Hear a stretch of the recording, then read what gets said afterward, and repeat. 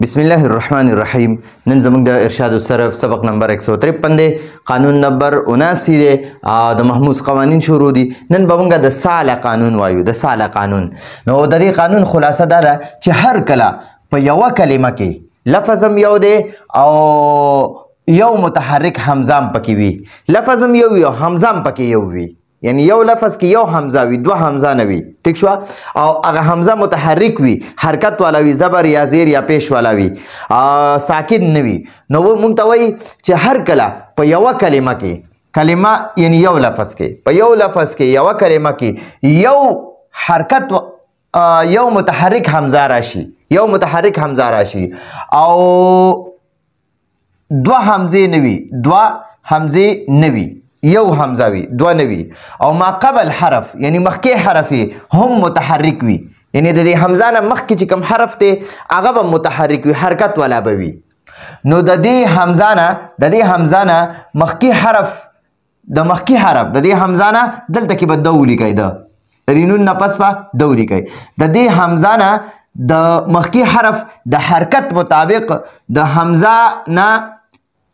د مخکې حرکت مطابق حمزه نه حرف علت جوړول جایز دي. دا قانون جوازي دی، دې نه معلومه شوه چې دا قانون جوازي دی. نو کلمه هم یوه ده، یو متحرک حمزه دی، پکې دوه پکې نه دي، او ما قبل حرف هم متحرک دی. نو د دې حمزه نه د مخکې حرف د حرکت مطابق حرف علت جوړول جایز دي. د دې حمزه نه د مخکې حرف د حرکت مطابق حمزه نه حرف علت جوړول جایز دي. نو دا حمزه به ختم کو، هلته مخکې په شروع کې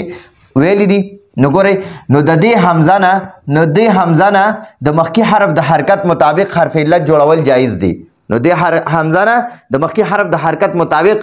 حرف علت جوړول جایز دي. مثلا که د حمزه نه مخکې حرف باندې زبر وي نو د حمزه نه به موږ الف جوړو، که د حمزه نه مخکې حرف باندې زیر وي د حمزه نه به موږ یا جوړو، او که د حمزه نه مخکې حرف باندې پیش وي د دې حمزه نه به موږ واو جوړو. دا درې خبرې پکې راغلې ښه جي. که د حمزه نه مخکې حرف باندې ګورئ زبر وي، زبر، نو د دې حمزه نه به موږ بیا الف جوړو، ټیک شو؟ دا یو خبره شوه. که د حمزه نه مخکې حرف باندې زیر وي، دا زیر دی او وروسته ته حمزه دی، نو د دې حمزه نه به موږ یا جوړو، ټیک شوه؟ او درېیمه خبره، که چېرته د دې حمزه نه مخکې حرف باندې پیش وي د دې حمزه نه به موږ واو جوړو. صحیح ده جي؟ امید دی په دې به تاسو پوه شوي وئ. خو دا د چا د مذهب مطابق د امام اخفش رحمه الله په نیز باندې، امام اخفش رحمه الله وایي چې یاره حمزه متحرک دی، په یوه کلمه کې یو حمزه دی متحرک دی، مخکې حرف باندې هم دی حرکت دی، مخکې حرف هم متحرک دی، نو د دې حمزه نه د مخکې حرف د حرکت مطابق حرف علت جوړول جایز دي. نو دا امام اخفش رحمه الله فرمایي. لکه سأله ده، سأله دو ګورئ دلته دا حمزه دی متحرک دی، زبر دی، پې مخکې حرف باندې هم دی زبر دی، نو د دې حمزه نه اوس د دې مخکې حرف د حرکت مطابق الف جوړول جایز دي. نو د سأله نه به ساله شي، ساله د ساله کې د الف چې دی دا موږ د دې حمزه نه جوړ کو، نو دا ساله شو. او کفو اون دی، کفو اون دلته کې وګورئ دا حمزه متحرک دی، حرکت دی پې، یعنی دو پیش حرکت دی پې، او د دې حمزه نه مخکې حرف باندې پیش دی، نو د دې حمزه نه واو جوړول جایز دي. نو د کفو اون نه به موږ کفو ون وایو، کفو ون، دا واو د دې حمزه متحرک نه جوړ شوی دی. مستهزئین، مستهزئین دی، مستهزئین دا ګورئ حمزه متحرک دی، زیر دی پې او مخکې حرف باندې هم زیر دی، ټیک شوه؟ نو د دې زیر والا حمزه نه یا جوړول جایز دي. نو د مستهزئین په ځای باندې مستهزئین دا یا ته جوړه شوه، دې ته ګورئ د زیر والا یا، د زیر والا یا د دې زیر والا حمزه نه جوړه شوه، ټیک شوه؟ د دې حمزه نه موږ یا جوړه کړه. نو معلومه دا شوه چې کله په حمزه باندې زبر وي نو په مخکې حرف باندې به هم زبر وي، په مخکې حرف باندې به هم زبر وي. که په حمزه باندې دو پیش وي یعنی پیش وي نو مخکې حرف باندې به هم پیش وي. چې په حمزه باندې زیر وي د دې حمزه نه مخکې حرف باندې به هم زیر وي. نو دا معلومه شوه جي. ښه، اوس د دې قانون یو څو شرطونه لیکلي دي کتاب والا، هغوی وایي خو په څو شرطونو سره به دا حمزه د دې حمزه نه الف یا واو یا جوړیږي. کم شرطونه دي؟ اول شرط دا دی چې دا حمزه به متحرک وي، حرکت والا به وي، ساکن به نه وي. احترازي مثال، یعنی احترازي مثال هغه چې په هغې کې قانون نه لګي. نو موږ ته وایي چې دا حمزه به متحرک وي، حرکت والا به وي. په مثال کې موږ سره دلته حمزه ساکن دی، نو چې ساکن حمزه دی په دې کې قانون نه جاری کیږي ځکه قانون مونږ ته وایي چې دا حمزه به حرکت والا وي زبر یا زیر یا پیش والا به وي یا دو زبر یا دو زیر یا دو پیش والا به وي دلته حمزه ساکن دی چې حمزه ساکن دی نو مونږ اوس د دې الف نشو جوړولی نو دا به مونږ یعمنو وایو یعمنو ټیک شو د دې قانون مطابق ته مونږ الف ذکر شو جوړولی چې دا قانون مونږ ته وایي چې دا حمزه به متحرک وي نو دلته وګوره د دې قانون خلاف دی دلته حمزه ساکن دی نو قانون پکې نه جاری کیږي ها دویم شرط دا دی چې دا حمزه به په یوه کلمه کې یو وي لفظ هم یو دی دا حمزه به هم پکې یو وي دوه حمزه به پکې نه وي دوه به نه وي دا حمزه به پکې یو وي یو لفظ کې به یو حمزه وي په یو لفظ کې به دوه حمزه نه وي احترازي مثال مطلب چې په دې کې قانون نه جاری کیږي نو ګورئ آدمو دې کې ګورئ یو لفظ دی خو دوه حمزې پکې راغلي یو حمزه د خپل شکل کې دی دویم حمزه د الف په شکل کې دی دوه حمزه راغله نو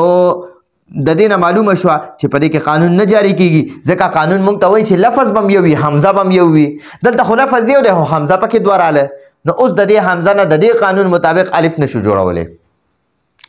دریم شرط پکې دا دی چې د دې حمزه نه مخکې حرف به هم متحرک وي د دې حمزه نه د حمزه به متحرک وي د دې نه مخکې حرف به متحرک وي احترازي مثال یسألو دلته کې وګورئ په دې یسألو کې خو موږ سره حمزه متحرک دی حرکت والا دی زبر والا دی خو د دې نه مخکې حرف ساکن دی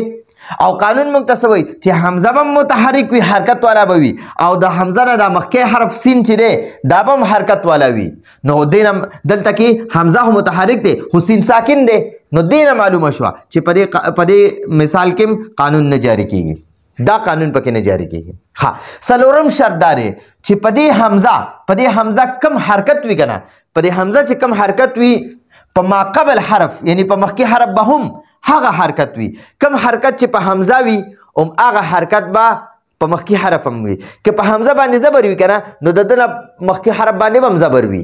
که په حمزه باندې زیر وي د ده نه مخکې حرف باندې به هم زیر وي که په حمزه باندې پیش وي د نه مخکې حرف باندې به هم پیش وي که په حمزه باندې دو زبر وي د نه مخکې حرف باندې به هم زبر وي یو زبر به وي که په حمزه نه مخکې حرف باندې دو زیر وي د ده نه مخکې حرف باندې به هم زیر وي که په حمزه باندې دو پیش وي د ده نه مخکې حرف باندې به هم یو پیش وي ٹھیک شو نو کم حرکت چې د حمزه وي هم هغه حرکت په د دې قانون مطابق د مخکې حرف هم وي نو بیا به پکې دا قانون جاری کیږي که چېرته په حمزه باندې زبر وي او مخکې حرف باندې پیش وي نو د قانون خلاف دی دا قانون پکې نه جاری کیږي په حمزه باندې زیر دی مخکې حرف باندې زبر دی نو بیا هم پکې دا قانون نه جاری کیږي په حمزه باندې زیر دی مخکې حرف باندې پیش دی نو بیا هم پکې دا قانون نه جاری کیږي دا قانون موږ ته څه وایي چې په حمزه زبر یې کړه نو په مخکې حرف باندې به هم زبر وي دلته په سأله کې وګورئ دا سأله دی ګورئ ورسره په دې سین باندې زبر دی کنه دلته په حمزه باندې هم زبر دی ٹھیک شو نو چې په حمزه کم حرکت ته هغه حرکت په مخکې حرف هم دی نو اوس په د دې حمزه نه مونږه په دې کې به قانون جاری شي دا سأله دی ٹھیک شو نو دا به موږ سره اوس شي ساله دا حمزه ختم کو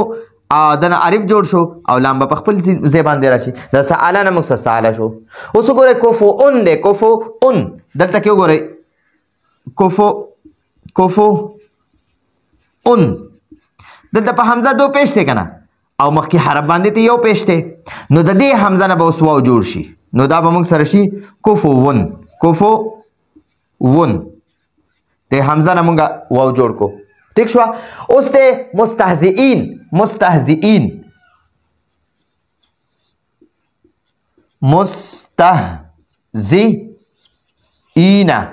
دلته حمزه باندې زیر دی نو ګورئ دلته په حمزه زیر دی د ده نه په مخکې حرف باندې هم زیر دی دلته په حمزه پیش دی د ده نه مخکې حرف باندې هم پیش دی یعنی دو پیش نو د نه مخکې حرف باندې هم پیش دی نو مستهزئین په حمزه باندې زیر دی نو دلته په مخکې حرف باندې هم زیر دی نو د دې حمزه نه به اوس یا جوړه شي دا قانون به پکې جاری شي نو دا به موږ سره مستهزئین بشي وګورئ دلته مونږ د دې حمزه نه یا جوړه کړه ځکه چې مخکې حرف باندې ته زیر دی نو زیر ځان نه وروسته حرف باندې یعنی ځان نه وروسته یا غواړي دا مونږ سره مستهزئین نه مستهزئین شو یینه ٹھیک شو نو ګورئ څلورم شرط کې مونږ ته دا وایي چې په دې حمزه کم حرکت وي که نه چې کم یو حرکت په دې حمزه وي هم هغه حرکت په ما قبل حرف باندې هم وي ٹھیک شو لکه احترازی مثال سئله دلته په حمزه زیر دی د دې نه مخکې حرف باندې پیش دی نو لہذا په دې کې قانون نه جاری کیږي دې مثال نه معلوم شو چې په دې کې قانون نه جاری کیږي نو دا زموږ سره د سئله قانونو دې بورډ نه زه لږ سیټ ته کېږم دې نه تاسو ځان سره سکرین شاټ واخلئ د دې نه ځان سره بیا هغه سکرین شاټ نه په کاپۍ کې لیکل کوئ او بیا دوباره یو ځل دا قانون اورئ امید دی تاسو ته به په دې قانون باندې ډېر گرفت حاصل شي په قرآن او حدیث کې به بیا دا قانون استعمالول ډېر به درته اسان وي نو دا زموږ د نن ورځې درس و راتلونکي درس پورې اجازه غواړو هذا هو المرام والله اعلم بحقیقة الکلام